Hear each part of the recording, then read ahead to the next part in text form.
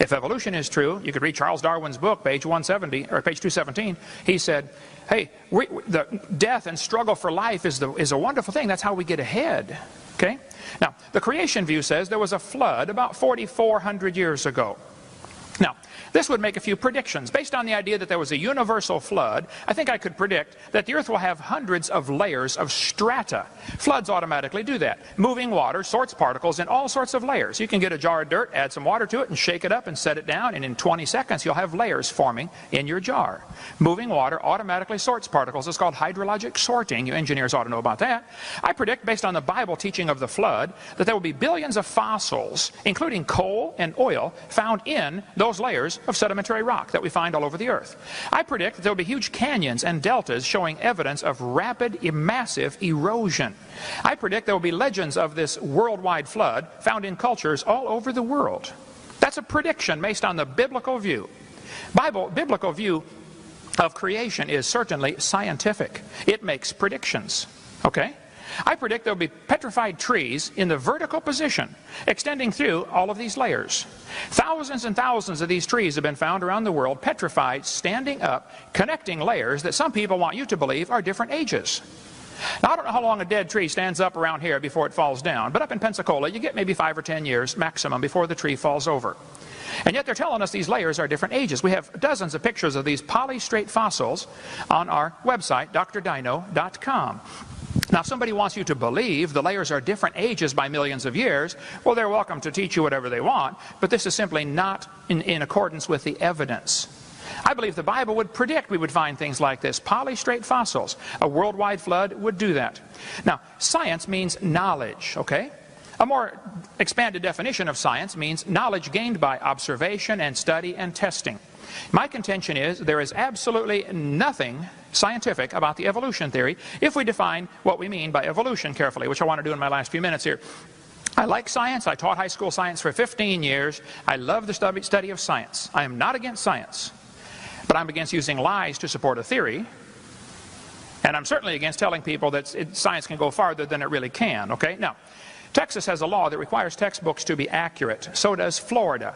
Florida Statute 1006 says there must be accuracy of instructional materials. Textbooks ought to be accurate. Wisconsin says textbooks ought to be accurate. Alabama says textbooks shall be adequate and current. California says textbooks shall be factually accurate. Minnesota says a teacher shall not deliberately suppress or distort subject matter. These are all wonderful laws, but not one of those states enforces them. The textbook says we have evidence of evolution. Okay, what kind of evidence do they give? This guy says evolution is fact, not theory. Birds arose from non-birds and humans from non-humans. No person who pretends to any understanding of the natural world can deny these facts. Well, it's okay to make a statement like that, but that's just a mantra. That doesn't make it true because he states it. Even if he states it loudly and forcefully, it doesn't make it true, okay? The word evolution has 6 different meanings. First of all, there would have to be cosmic evolution. That would be the origin of time, space, matter. They try to answer that with the Big Bang Theory, with which there are numerous problems. We cover that on our videotape number 1. The second meaning or level or stage of the evolution theory would have to be chemical evolution. If the Big Bang produced hydrogen, well then how did we get all these other elements? They want me to believe that uranium evolved from hydrogen? They'll say, oh yeah, you get fusion in stars. Well, first place, you can't fuse past iron, number 1. And secondly, if you want the stars to produce the elements, you have a chicken and an egg problem here. Which came first, the elements to make the stars or the stars to make the elements? You have a real problem here, but they never talk about chemical evolution. I'd like to hear that answer tonight. Thirdly, we'd have to have stellar evolution. The stars would have to evolve. Nobody's ever proven the formation of any one star. We see a few spots getting brighter and they're assuming a star is forming. No, it could be the dust is clearing. It could be a supernova taking place. There's all kinds of explanations. Nobody's ever proven a star can form. And yet it's known now that there are about 11 trillion stars per person on this planet. Each of you can own 11 trillion of them. How did the stars evolve? Fourthly, we have to have organic evolution, the origin of life. How did life get started? Fifthly is macroevolution, where an animal changes to a different kind of animal. Nobody's ever seen any of these first 5. Lastly is what's called microevolution. I object to the term, but they use it, so I'll use it. Microevolution tells us there are varieties within the same kind. Big dogs, little dogs. Okay. This one happens. The first 5 are purely religious. And if you want to believe in those first 5, you enjoy yourself, but don't call it science. And don't make me pay to teach that to the next generation of kids as part of science, because it's not. It's nothing but a religion. They teach 20 billion years ago Big Bang, and that's what the evolution theory is based on. You have to have an origin point. 18 or 20 billion years ago, there was a Big Bang. I think the evolution theory, as is currently taught in our textbooks, is totally unscientific. There's not a shred of evidence to back it up, and I simply resent paying for it. So my position is that the evolution theory, which teaches clearly 20 billion years ago Big Bang, then it says millions of years of torrential rains created the oceans as the earth cooled down, cooled down into a rocky crust, and then oceans formed over millions of years. This textbook says, swirling in the waters of the oceans is a bubbling broth of complex chemicals. Progress from a complex chemical soup to a living organism is very slow. Sure is. It don't even happen. That's how slow it is. This guy said the first self-replicating systems must have emerged in this organic soup. So according to the evolution theory, 20 billion years ago Big Bang, 4.6 billion years ago the earth cooled down. It rained on the rocks for millions of years and turned them into soup, and the soup came alive 3 billion years ago. So great-great-great-great-great-great-grandpa was soup. Okay? Now, it's true there's a lot of dogs in the world, but they didn't come from a rock 3.4 billion years ago, whatever you want to say. So, the evolution is a dying religion surviving only on tax dollars. Evolution theory is positively anti-science. There's not a shred of real evidence to support any of the theories except oft-repeated lies. Let's define one more term in my last 30 seconds. Stupid. Lacking normal intelligence. Foolish. Silly. A stupid idea. Dull and boring. Evolution is not even a good theory. I think it is stupid. Thank you. Go ahead. All right, your question, where did God come from, assumes that you're thinking of the wrong, obviously it displays that you're thinking of the wrong God, because the God of the Bible is not affected by time, space, or matter. If he's affected by time, space, or matter, he's not God. Time, space, and matter is what we call a continuum. All of them have to come into existence at the same instant, because if there were matter but no space, where would you put it? If there were matter and space but no time, when would you put it? You cannot have time, space, or matter independently. They have to come into existence simultaneously. The Bible answers that in 10 words. In the beginning, there's time. God created the heaven, there's space, and the earth, there's matter. So you have time, space, matter, created a trinity of trinities there. Just, time is past, present, future. Space has length, width, height. Matter has solid, liquid, gas. You have a trinity of trinities created instantaneously. And the God who created them has to be outside of them. If he's limited by time, he's not God. The guy who created this computer is not in the computer. He's not running around in there changing the numbers on the screen, okay? The God who created this universe is outside of the universe. He's above it, beyond it, in it, through it. He's unaffected by it. So the concept that a spiritual force cannot have any effect on a material body, well then I guess you'd have to explain to me things like emotions and love and hatred and envy and jealousy and rationality. I mean, if your brain is just a random collection of chemicals that form by chance over billions of years, how on earth can you trust your own reasoning processes and the thoughts that you think? Okay, so your question, where did God come from, is assuming a limited God. And that's your problem. The God that I worship is not limited by time, space, or matter. If I could fit the infinite God in my 3-pound brain, he would not be worth worshiping, that's for certain. So that's the God that I worship. Thank you.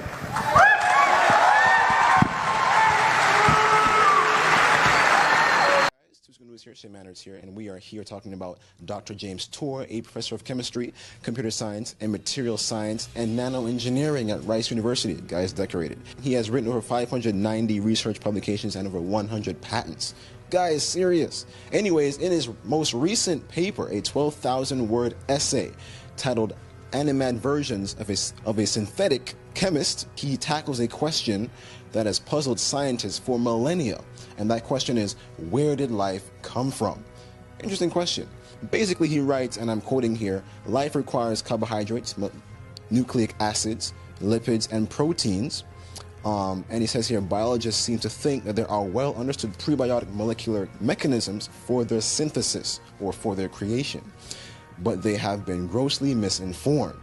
Now, it says here, few biologists have ever synthesized a complex molecule ab initio, meaning from the beginning. If they need a molecule, they purchase molecular synthesis kits, which are, of course, designed by synthetic chemists and which feature simplistic protocols. Polysaccharides, their origin. The synthetic chemists do not have a pathway. The biologists do not have a clue. And basically, they have no idea where life came from. That's the conclusion. They don't know where life came from.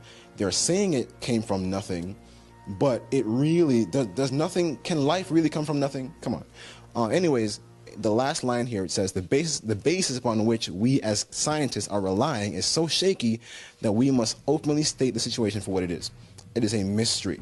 And that's exactly what it is, friends, a mystery. Life is a mystery. But we know who created life, the Lord Jesus Christ. God made life. He is the life giver. In the beginning, God created the... As far as the biological sense, because also there was this question of evolution, I will tell you as a scientist and a synthetic chemist, if anybody should be able to understand evolution, came back.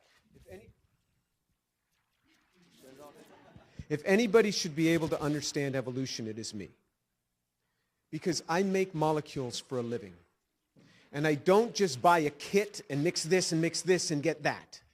I mean, ab initio, I make molecules. I understand how hard it is to make molecules. I understand that if I take nature's toolkit, it can be much easier because all the tools are already there, and I just mix it in the proportions that, and I do it under these conditions.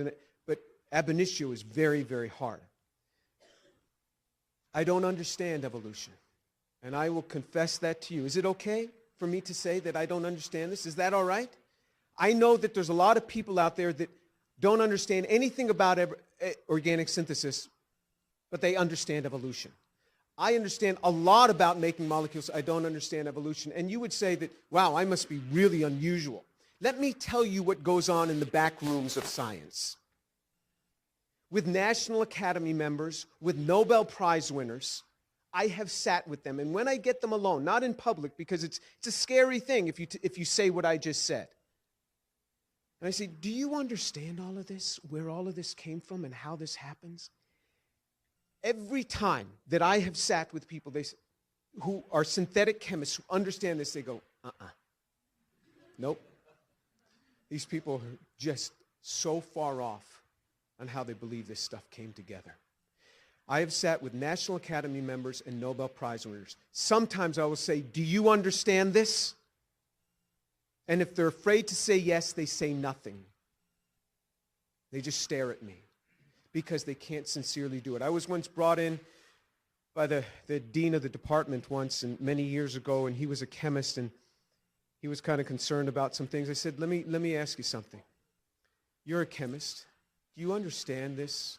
How do you get DNA without a cell membrane? And how do you get a cell membrane without a DNA? And how does all this come together from this? He said, Jim, we have no idea. We have no idea. I said, isn't it interesting that you, the dean of science, and I, the chemistry professor, can talk about this quietly in your office, but we can't go out there and talk about this? If you understand evolution, I am fine with that. I'm not going to try to change you, not at all. In fact, I wish I had the understanding that you have.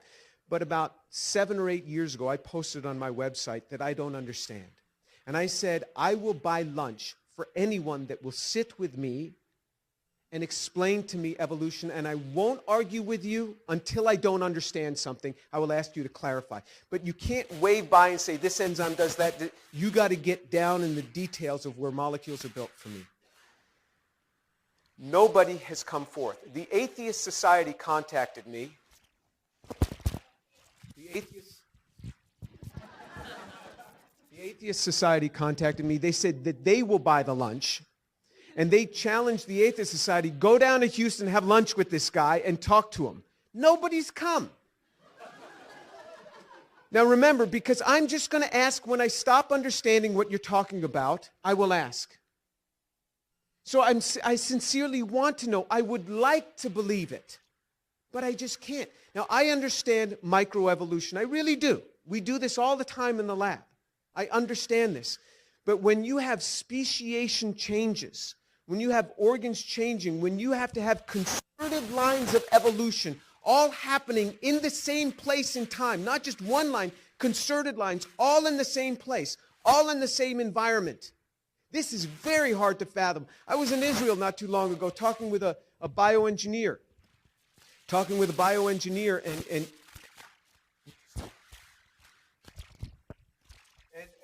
he was describing to me the ear. And he was studying the different changes in the modulus of the ear. And I said, how does this come about? He says, oh, Jim, we all believe in evolution, but we have no idea how it happened. You know, there's a good Jewish professor for you. I mean, that's what it is. So that's where I am. Have I answered the question?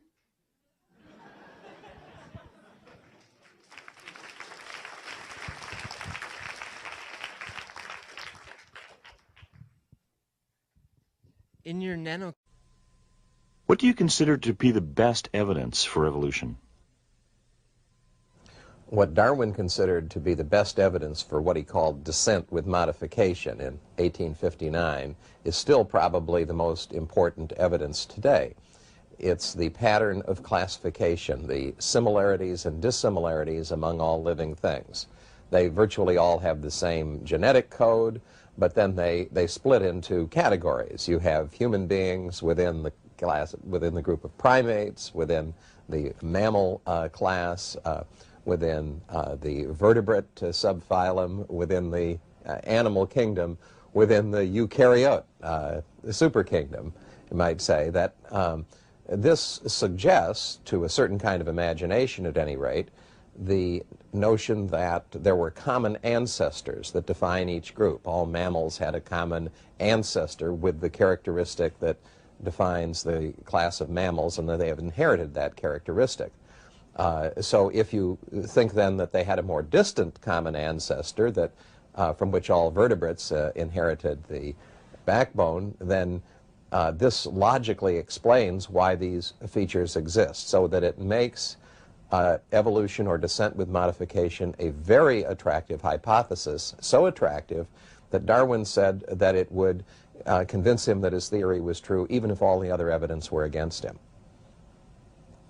Now, there's a flaw in this whole system, at least more than one flaw, in fact. One is that the hypothesis was taken to be true simply because of its logical and imaginative appeal without checking it out against the evidence, like the fossil evidence. It was a hypothesis that was imposed upon the evidence rather than that was tested by the evidence. Now, the other thing that's very interesting about this view of things is that the features that create the classification, such as hair or fur in mammals, are called homologies. They're supposed to be inherited from a common ancestor. But in fact, in a great many cases, the homologies are traceable to different parts in the embryo and to different genes. So, in short, the animals get them by an entirely different route, and this is strongly inconsistent with the common ancestry hypothesis to explain them. It's also a well-known fact among embryologists, but it never comes out to the general public because, well, it's so unpalatable a fact and so difficult to explain on Darwinian theory. Without which human or any life could not exist.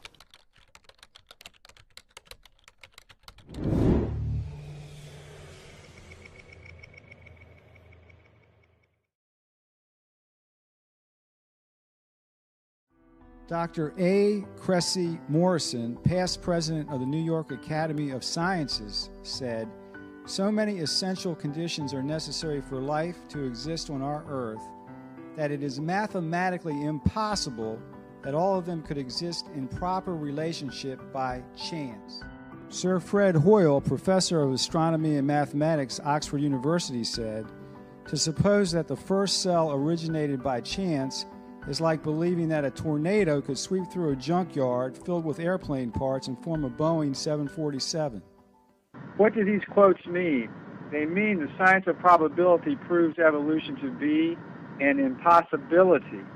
The more statistically improbable a thing is, the less we can believe it happened by blind chance. Chance, therefore, has no chance of playing any part in creation.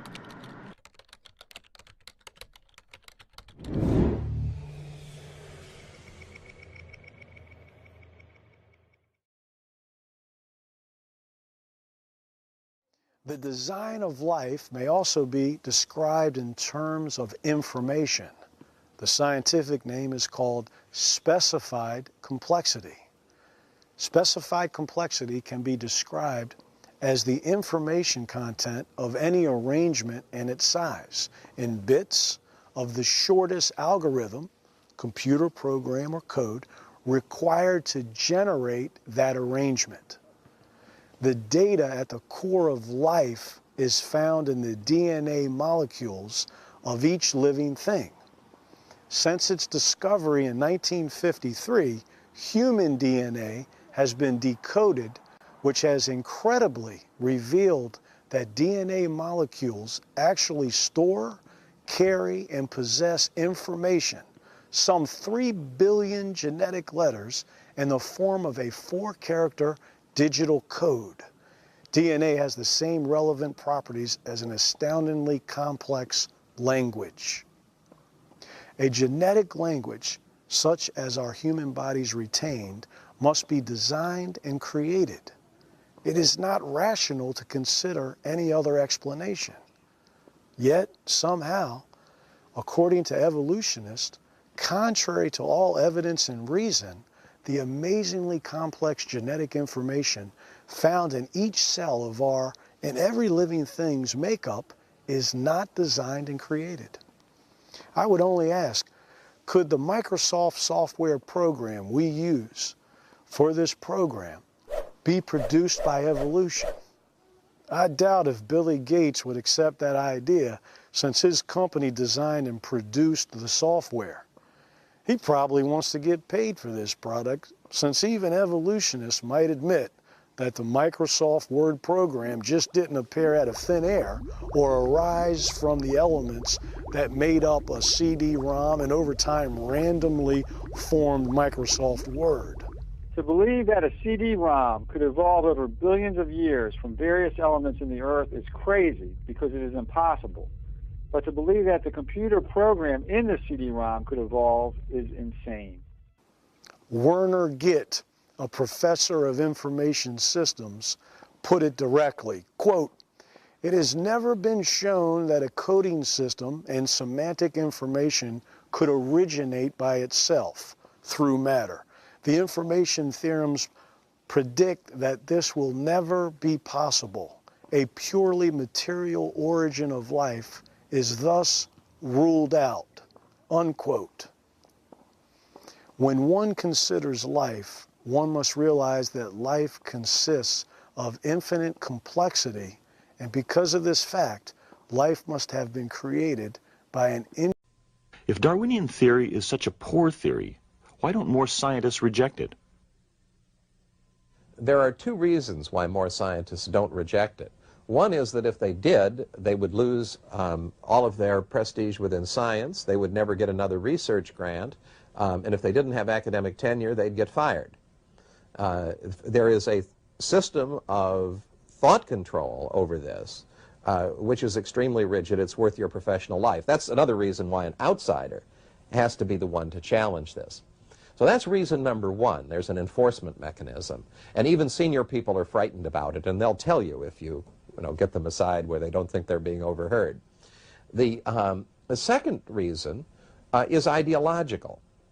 The great problem is that if Darwinism isn't true, science doesn't know what is true. You see, if the microevolution explanation isn't extrapolated to explain all of creation, then they don't know how it could have happened, and that's intolerable. All of the philosophers of science that are writing for the modern era have explained that science doesn't like to have no answer. You see, they will prefer to stick with an inadequate paradigm or general theory rather than to say, well, we just don't know what it is, because then they don't have any place to start proposing experiments, drafting proposals for research grants, and so on. So they'll stick with the false theory if the only alternative is no theory at all, and that's the situation that they're in.